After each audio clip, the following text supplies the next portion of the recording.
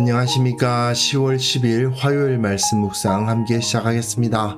오늘도 주님께서 우리를 보호하시고 지켜주시고 함께 하신다는 것을 체험하면서 기쁨으로 하루를 살아갈 수 있기를 간절히 기도합니다. 오늘 본문은 이사야서 31장입니다. 1절부터 9절까지로 이루어져 있는데요. 이 한 장은 어떻게 보면 이사야서 30장을 요약하고 있다라고 생각이 되는데요. 지금까지 우리가 묵상한 내용을 다시 복습한다는 느낌이 들 수도 있을 것 같습니다. 하지만 하나님께서 우리와 함께 하시고 우리를 보호하신다는 사실을 너무나도 강력하게 선포하고 있는 본문이기 때문에 이 본문을 통해서 다시 한번 그 확신을 새롭게 하는 시간이 될 수 있으리라 생각합니다. 먼저 말씀을 보시고 계속 묵상을 이어나가도록 하겠습니다.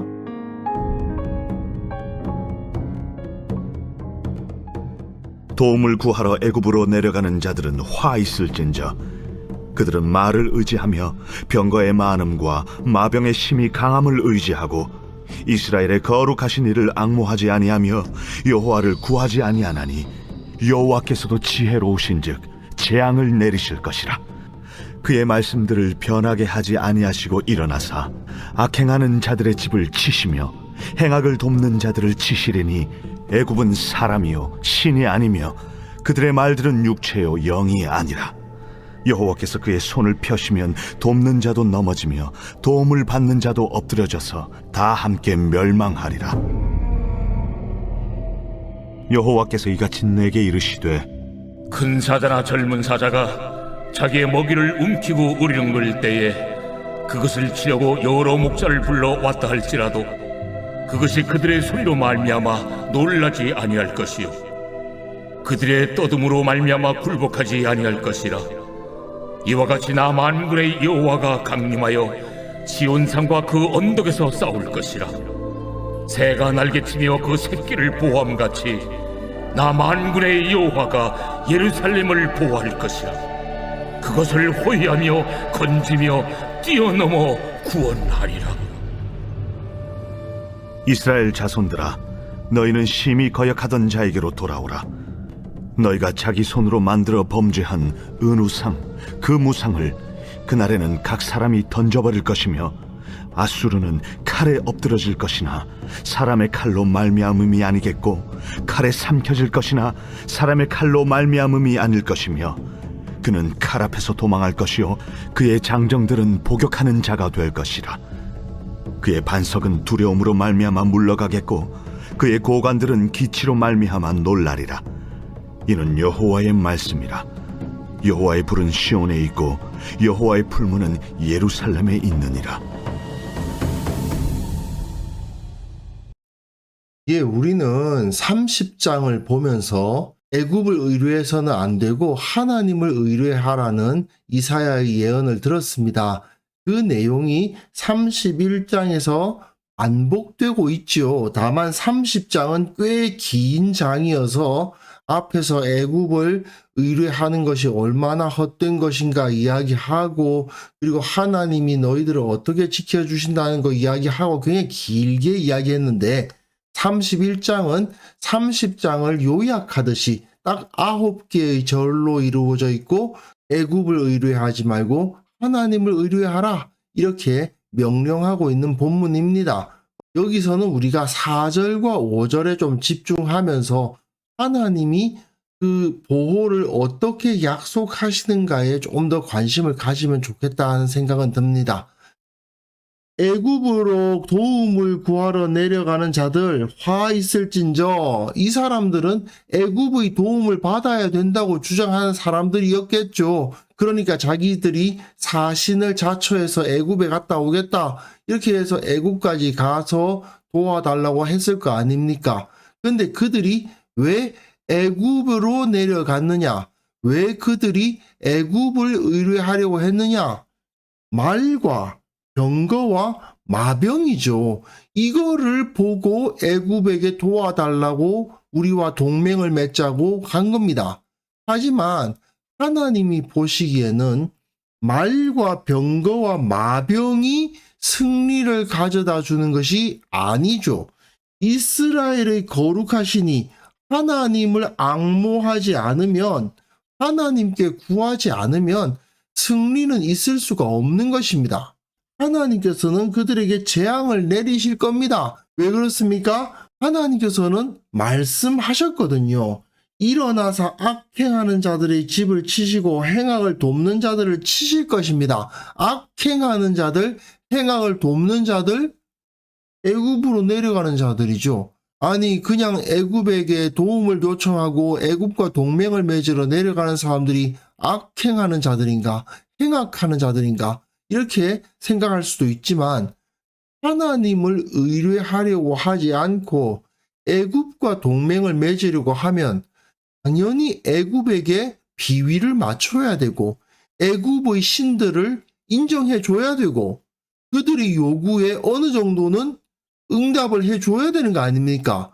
결국 그것이 악행인 거거든요. 하나님께서는 그것을 정확하게 꿰뚫어 보고 계시는 것입니다. 하나님 이외의 다른 신을 섬기게 만드는 것이에요. 그러지 않고서야 어떻게 애굽하고 동맹을 맺을 수 있겠습니까? 이에 하나님은 애굽의 실체를 보여주시죠. 애굽은 사람이다. 신이 아니다. 말들이 많다고 그거 육체일 뿐이다. 말들이 영이냐? 여호와 하나님께서 그의 손을 펴시면 돕는 자도 넘어지며 도움을 받는 자도 엎드러져서 다 함께 멸망할 수밖에 없다. 사람과 말들을 의지해서 너희가 이길 수 있을 것 같으냐? 그 말씀인 거죠. 하나님, 신이시요 영이신 분을 의뢰해야 이기는 거지 육체를 의지하면 소용없다는 것입니다. 그러면서 4절과 5절 상당히 인상적인 비유가 나오죠. 두 가지 비유가 제시되는데 성경에서 이는 증인 또는 증거의 상징이죠. 그래서 확실하다라는 의미를 갖습니다. 하나님께서 이렇게 두 가지 비유를 드시는 이유는 그만큼 확실하게 말씀하시는 것이다 이거예요. 첫째는 사자의 비유죠. 크고 젊은 사자가 자기의 먹이를 움키고 으르렁대리면 그것을 치려고 여러 목자를 불러왔다 할지라도 그것이 그들이 소리로 말미암아 놀라지 않고 그들이 떠들므로 말미암아 굴복하지 않는다. 사자가 자기 먹이를 꽉 잡고 있을 때에는 어떤 것들이 자기를 위협해도 그것을 놓치지 않는다 그 말입니다. 이것은 그 먹이를 지키려고 하는 사자와 같이 하나님께서 강림하셔서 그 시온산과 언덕에서 싸워주신다는 겁니다. 그 시온산과 언덕을 지키기를 사자가 자기 먹이 지키듯이 하신다는 거죠. 왜 이렇게 사자라는 것을 제시하셨습니까? 하나님의 강력한 힘을 나타내는 거죠. 하나님의 그 강력하신 힘으로 예루살렘을 지켜주실 것이다. 또한 새가 날개치며 그 새끼를 보호함같이 첫째 비유에서는 이렇게 강력한 힘을 나타내는 비유였다면 둘째 비유에서는 하나님의 진실하신 사랑을 보여주죠. 하나님이 예루살렘을 마치 어미새가 새끼를 사랑하듯이 사랑하시고 그것을 끝까지 지키신다는 것을 보여주고 있는 겁니다. 그래서 하나님은 그것을 호위하고 건지고 뛰어넘어 구원하리라 이런 반복된 언어들을 사용해서 하나님은 절대로 예루살렘을 포기하지 않으신다라는 것을 여기서 선포하고 있는 겁니다. 실제로 히스기야 시대에 수많은 압수르의 군대가 예루살렘을 둘러쌌지만 결국은 히스기야의 기도에 응답하신 하나님께서 아수르 군대를 치시고 18만 5천 명을 전부 송장으로 만들어버리시는 그런 엄청난 일이 일어나기도 했죠. 하나님은 자기를 의뢰하는 자기 백성을 반드시 지키신다는 것이 이사야 시대에 실제로 나타난 겁니다. 이스라엘 자손들아, 너희는 심히 거역하던 자에게로 돌아오라. 너희가 하나님을 심히 거역하고 있었다. 돌아와라. 하나님께 돌아오는 것만이 구원의 길이라는 것이죠.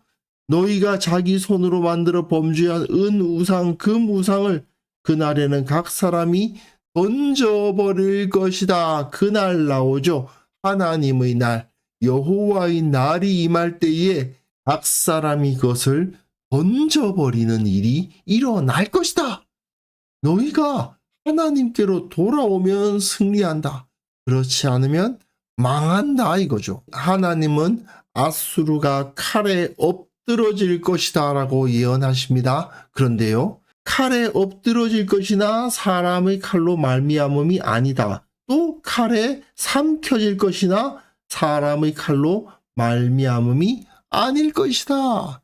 엎드러지고 삼켜지지만 그것이 사람의 칼이 아닙니다. 하나님의 칼이죠. 하나님의 칼 앞에서 도망할 것이고 그의 장정들은 포격하는 자, 포로가 될 것이다. 그 군대를 말하는 거죠. 군대가 전부 다 포로가 되는 일이 벌어질 것이다.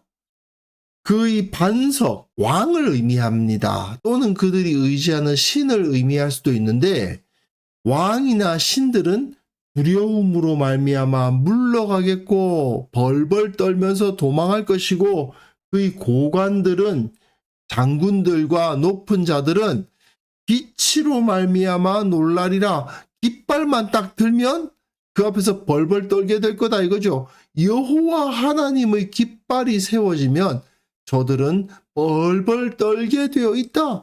이는 여호와의 말씀이라. 여호와의 불은 시온에 있고 여호와의 풀무는 예루살렘에 있느니라. 여호와의 불, 여호와의 영광이 시온과 예루살렘에 있는데 어디 아수르 따위가 예루살렘을 칠 수 있단 말이냐. 그러므로 주님께로 돌아가라. 사자와도 같이 우리를 지켜주실 것이고 어미새와도 같이 우리를 지켜주실 주님께로 돌아가라. 우상을 버려라. 하나님만을 바라라. 그렇게 가르치고 있는 것이죠. 어떻게 보면 지금까지의 메시지를 요약해 놓은 것이지만 이 짧은 본문을 통해서 강력하게 그 독자들에게 하나님만을 의뢰해야 된다는 사실을 가르치고 있는 겁니다. 사실 하나님께서 나를 보호하신다는 믿음은 우리가 세상에서 어떠한 것도 두려워하지 않고 의로운 삶을 살아갈 수 있게 하는 밑바탕이 됩니다. 만약에 하나님께서 나를 지켜주신다는 확신이 없다면 이 세상에서 정의로운 삶을 살려고 하다가는 또는 비겁한 삶을 선택하지 않았다가는 정말 당할 수 있다. 큰일 날 수 있다. 내가 정말 위험할 수 있고 정말 큰 손해를 볼 수 있다는 그 두려움에 휩싸일 수밖에 없겠죠. 결국은 세상의 힘 있는 자들을 의뢰할 수밖에 없고 그들을 두려워할 수밖에 없는 겁니다. 하나님께서 나를 보호하시고 나의 모든 것을 공급하신다는 믿음을 붙드느냐 못 붙드느냐가 결국 우리가 이 세상에서 가치 있는 삶을 살아갈 수 있느냐 없느냐를 결정하는 요소가 아니겠습니까? 어리석게도 자기가 그리스도인이라고 고백을 하면서도 세상의 힘을 의뢰하고 세상의 방식대로 자신의 삶을 영위해 가시려는 분들도 있습니다. 그거는요, 엄밀히 말하면 하나님의 대적이 되는 길입니다. 하나님께로 돌아가서 하나님께서 원하시는 바대로 살아가면은 승리합니다. 그렇지 않고 세상의 방식을 의뢰하고 세상의 힘을 의뢰하게 되면 결국 하나님께서 우리를 치시는 우리의 대적이 되신다는 것을 우리는 절대로 잊어서는 안 됩니다. 하나님의 보호하심은 우리가 상상하는 것보다 훨씬 더 확실하고 훨씬 더 강력하다는 것을 이 시간 우리가 확신해야 되겠습니다. 그래서 함께 기도하실 때에는요, 주님께서 나를 지키신다. 세상 두려워할 거 없다. 나보다 더 커 보이고 나보다 더 힘있어 보이는 저들을 두려워할 필요가 없다. 그 믿음을 우리가 확실히 갖게 하옵소서. 또 우리 모든 성도들이 정말 주님만 의뢰하고 살았더니 주님께서 정말 보호해 주셨다, 복을 내려주셨다는 그런 간증이 넘쳐날 수 있도록 함께 기도하는 시간 가졌으면 합니다.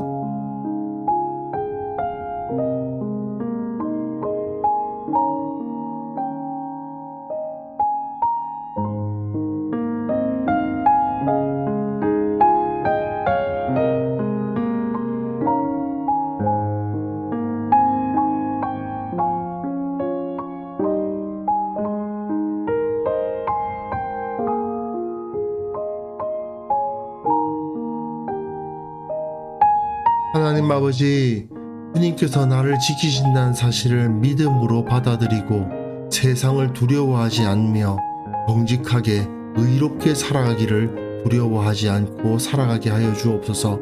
우리 교회의 모든 성도들 참으로 주님의 능력을 받고 주님의 길을 걸어감으로 말미암아 참으로 주께서 보호하심을 누리게 하시고 그 복을 누리며 그 자기에게 임한 복을 간증하고 서로를 격려하는 그러한 성도들이 다 될 수 있도록 은혜 베풀어 주시기를 원하옵고 바랍니다. 그 구성원들이 하나님을 의뢰하고 오직 주님만을 따르는 사람들이 되어서 결국 세상을 변화시키는 것을 우리로 하여금 보게 하여 주옵소서. 한국교회의 모든 그리스도인들이 이 믿음 가지고 오직 주님만을 붙들고 세상의 힘을 의뢰하려는 어리석은 태도 다 버리게 하시고 이 세상 가운데에서 담대히 복음 들고 나아가 무엇이 옳고 무엇이 그른 것인지를 담대히 선포할 수 있는 그러한 주님의 제자들이 다 될 수 있도록 도와주옵소서. 아버지 하나님, 휴일을 마치고 새롭게 하루를 시작합니다. 주님께서 우리 모두에게 복을 주시고 능력을 주셔서 능히 세상을 이길 수 있는 자들 되게 하여 주시고 참으로 힘들고 어려운 일 당할 때마다 하나님께서 나의 주인이시고 나의 공급자이심을 고백하며 기뻐하고 감사하고 오직 기도로 이겨나가는 성도들 다 될 수 있도록 은혜 베풀어 주시기를 간절히 원하옵고 예수님의 이름으로 기도합니다. 아멘.